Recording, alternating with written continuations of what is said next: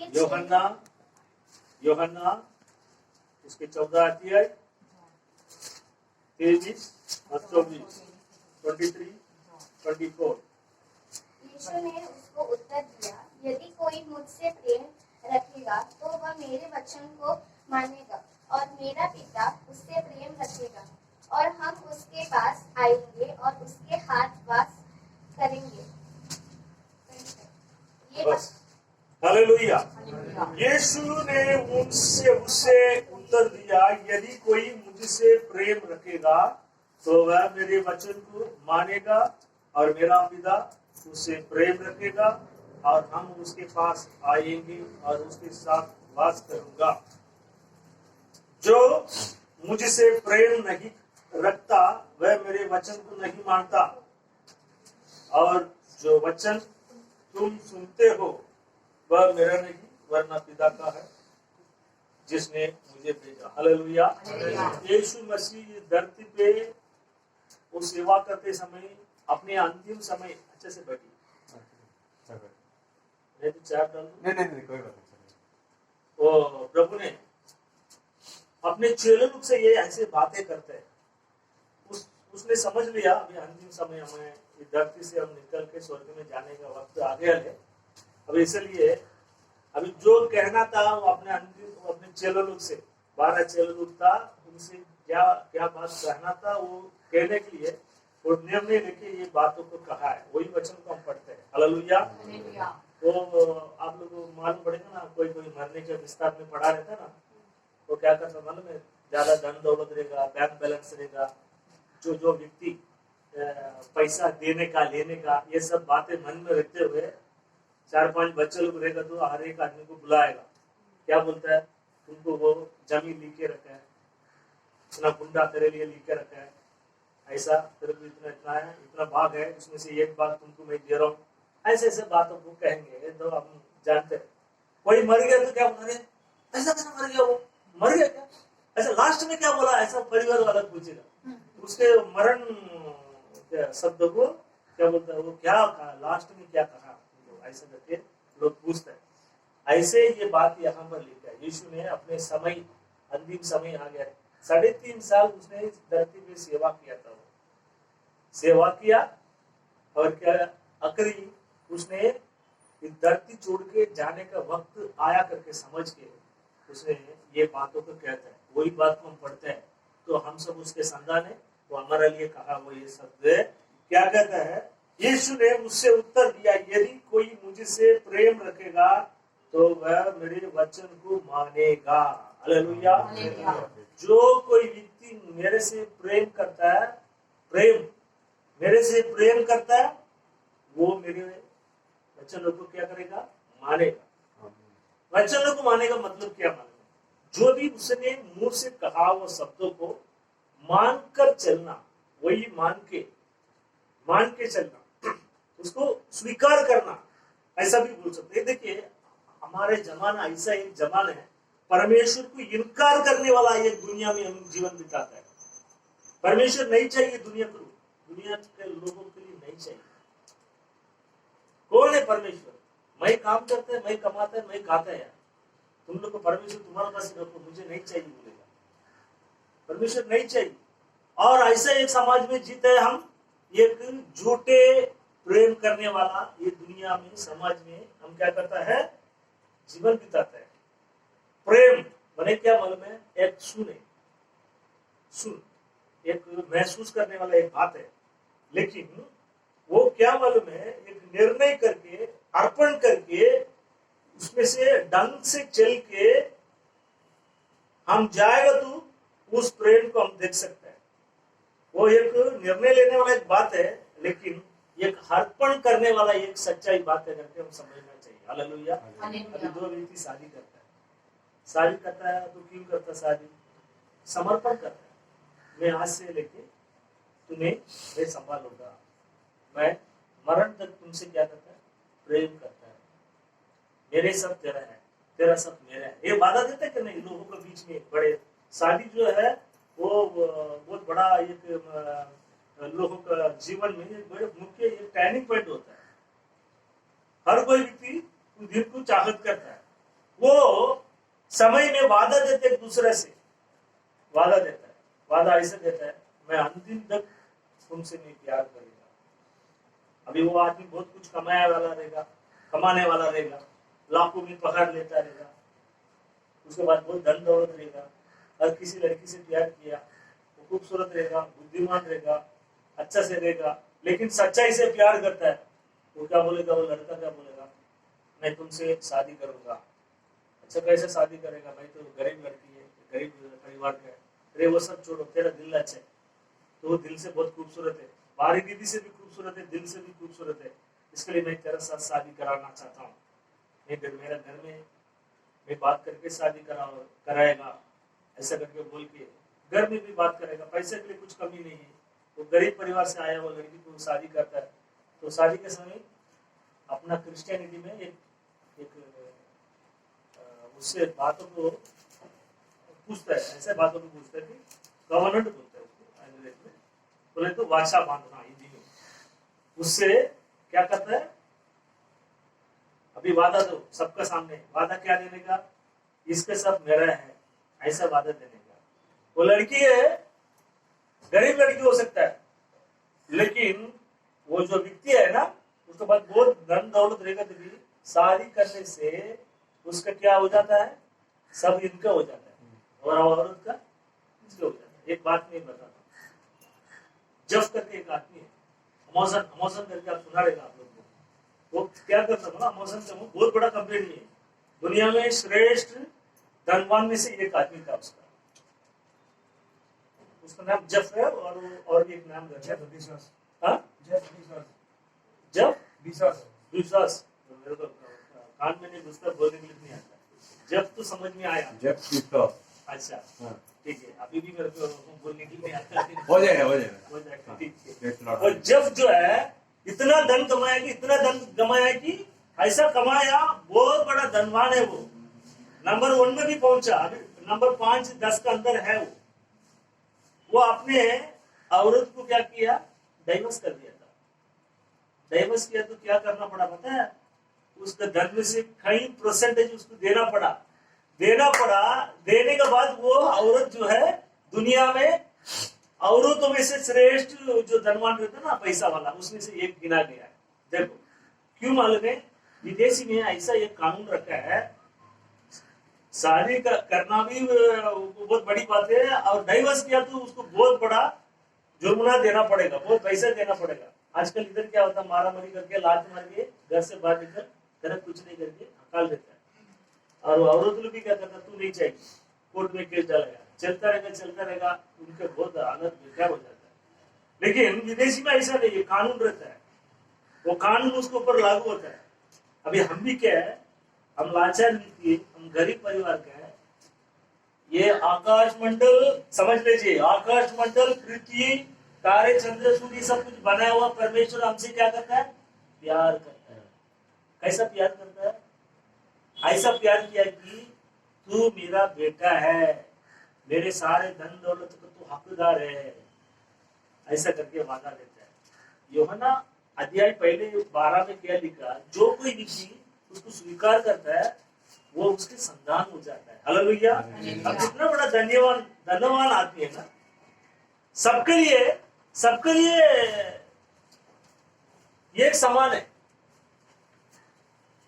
ये धरती जो है सबके लिए एक समान है। कितना बड़ा अमीर आदमी हो तो उसके बीच 6 फीट का गड्ढा खोदा जाएगा, गरीब आदमी रहेगा, ऊपर मत बैठो, वो थोड़ा आगे बैठो, तो कैमरा बैठा है ना इसके लिए। हालेलुया। कितना बड़ा धनवान होना तो, गरीब होना तो, अमीर होना तो, वही गड्ढा है, 6 फीट का गड्ढा में जाना ही पड़ेगा, बराबर का। नहीं तो क्या करता है, वो इलेक्ट्रिक शमशान में जाके ये गड्ढे के अंदर मिट्टी को राख लेके जाओगे। मैं देखा हूँ, सब सरीके है, बराबर ना। हम कहाँ से आया, कहाँ जाता है, हमको थोड़ा सोचना पड़ेगा। तो हम एक माँ के पेट में जन्म हुआ, बराबर है, कुछ दिनों के बाद हम कहाँ जाना पड़ेगा, मिट्टी में जाना पड़ेगा। तो ये बीच की जिंदगी है ना, वो बहुत बड़ा मुख्य समझ है, इसको व्यर्थ नहीं समझना चाहिए, इसको हल्का में भी नहीं लेना चाहिए। कोई आत्महत्या करता है, कोई निराश हो जाता है, गलत निर्णय लेके ये दुनिया छोड़ के चला जाता है, वो गलत है। हमको एक सुनहरा मौका मिला। क्या मौका मिला? मैंने शुरुआत में कहा था, एक गरीब लड़की ने, वो हमको साइलेंट रखो, ये गरीब लड़की ने क्या किया है? वो गरीब लड़की जो है एक अमीर आदमी से प्यार किया, वो शादी करने के बाद सब कुछ उसको हो गया करके मैं एक उदाहरण से बताया, बराबर ना? ऐसे हमारा जीवन में उद्धारकर्ता यीशु मसीह को मान लिया, स्वीकार कर लिया, ग्रहण किया। अभी हम ये मुख्य बात में आया, हम उसको स्वीकार किया तो उसने कहा वो शब्द का अनुसार चलना चाहिए या नहीं चाहिए? चलना चाहिए। उसने क्या कहा उसी का अनुसार से चलना चाहिए। यबेसियों 5:2 में पढ़िएगा, तो वहां पर एक खूबसूरत एक वचन लिखा हुआ है। यबेसियों उसके 5वां अध्याय दूसरा वचन, यबेसियों 5:2। और प्रेम में चलो, जैसे मसीह ने भी तुमसे प्रेम किया और हमारे लिए अपने आप को सुखदायक सुगंध के लिए परमेश्वर के आगे बैठ करके बलिदान कर दिया। हालेलुया। यहाँ पर एक बात को लिखा है, क्या लिखा है? जिनमें तुम पहले, यबेसियों 5:2 में ऐसा लिखा है, क्या है यहाँ पर?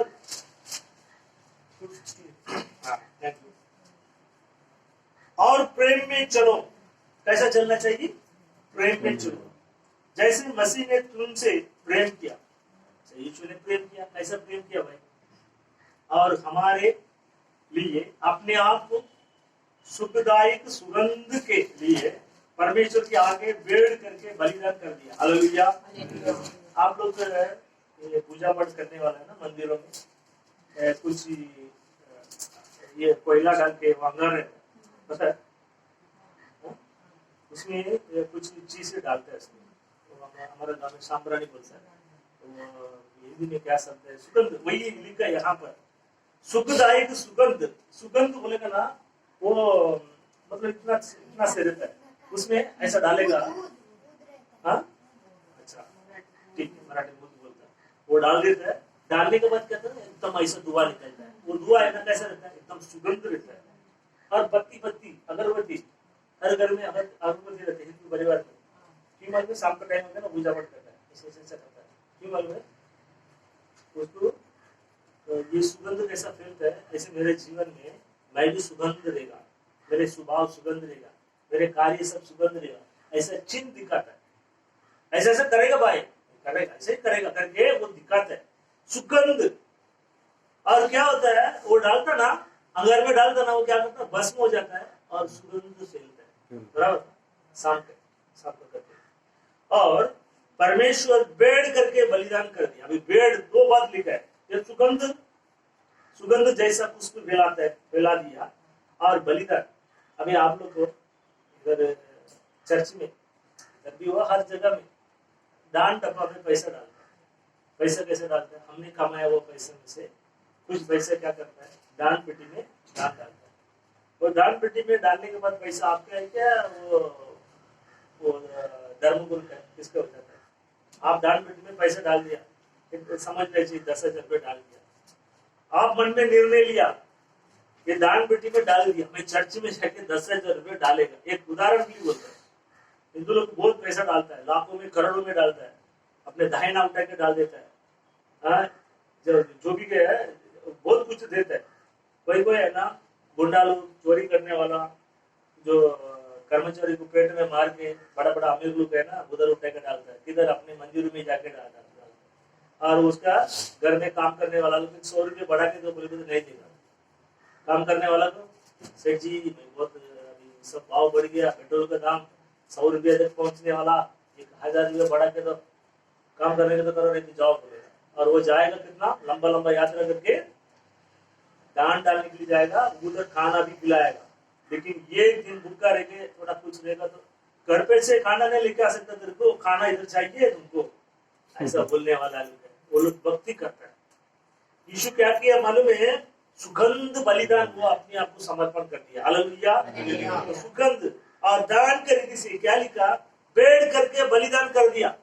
वो अपने जान को झोंके में डाल के हमारे पापों को निवारण बलिदान हो गया। हालेलुया। वो बलिदान ऐसा हुआ। अभी हम कैसा रहना चाहिए भाई, उसी का सामान रहने के लिए यहाँ पर बुलावट देता है। दान देना चाहिए। दान क्या देने का, मैं क्या बोलेगा मालूम है, तुम्हारा जेब में पैसा उतना तो डालो, ऐसा कभी बोलता नहीं। पहले तेरा मन को इन्हें समर्पण करो।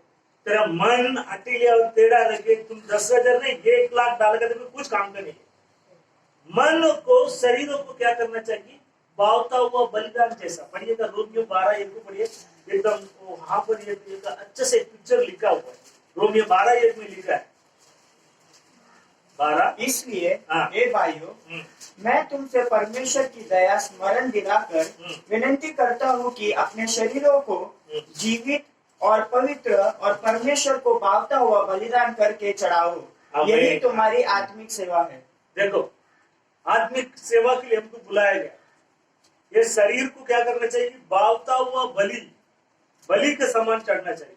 बलि मास्टर, कोई आदमी लोग को नाक काट देता है, उंगली काटता है। आप लोग पिक्चर में देखा रहेगा, हमारा महाराष्ट्र के राजा है, क्या करता है, उंगली काट के खून डालता है। वो कौन राजा आप लोग पता है, छत्रपति शिवाजी, पता है, करता देखा, फोटो में देखा रहता है। उंगली काटते हैं, वो खून चढ़ाता है। वो खून बोले तो क्या, जीवन है। जीवन समझ में है क्या, जीवन है।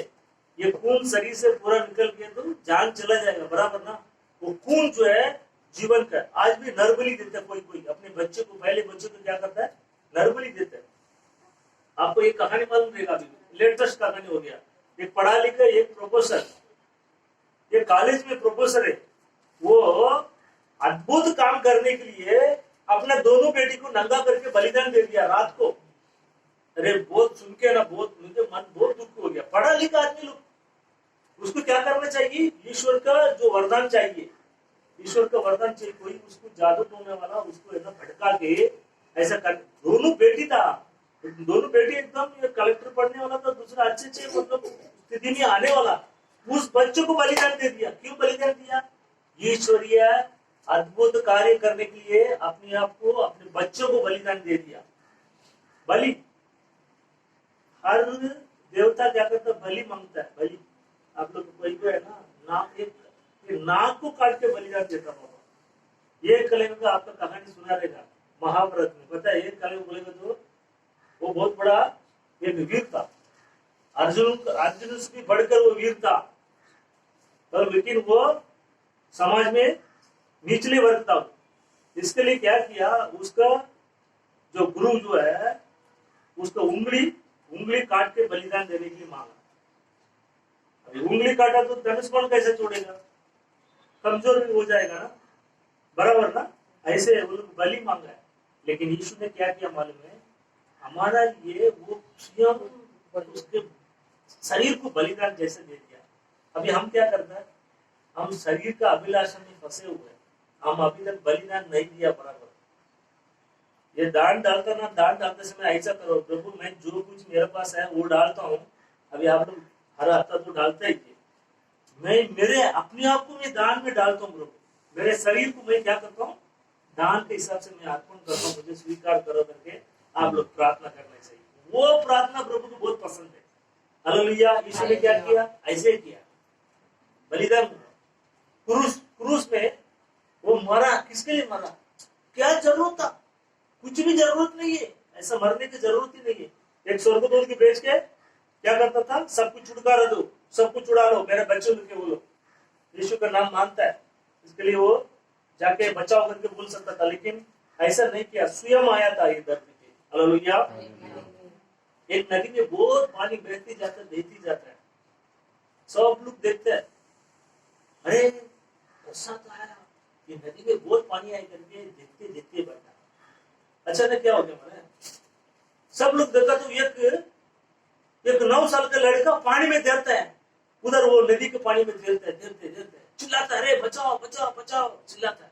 सब लोग को देखता है, कोई भी उसको उठाने के लिए नहीं गया। अचानक क्या किया, एक लड़का देखा, अरे मेरे भाई गिर गया क्या, तुरंत शर्ट पीट उतर के तो नदी में कूदा और वो बच्चा का शर्ट पकड़ के खींच के किनारे में लेके आके बचाया। सब लोग पूछा था कैसे तू कैसा गया यार पानी में, इतना लहर उठाते पानी है, बहुत तेजी से जा रहा है, वो पानी में तुम कैसा बच सकता है, वो लड़के को कैसे बचाया?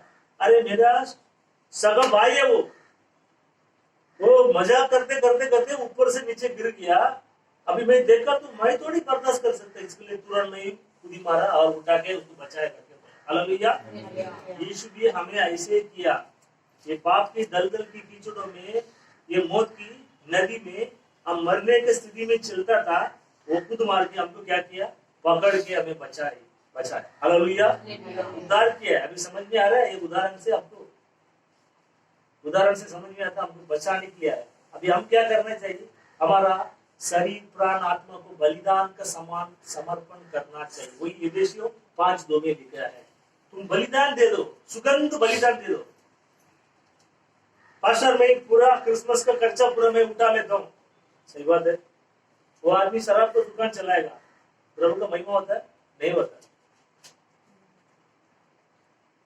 आराधना में नहीं आएगा, लास्ट में दान पेटी में पैसे डाल के ब्लेसिंग लेके पास्टर में जाके आता बोले तो पसंद नहीं प्रभु को। ये समय किसने दिया? उसने दिया ना, उसके लिए हम खर्चा करना चाहिए ना।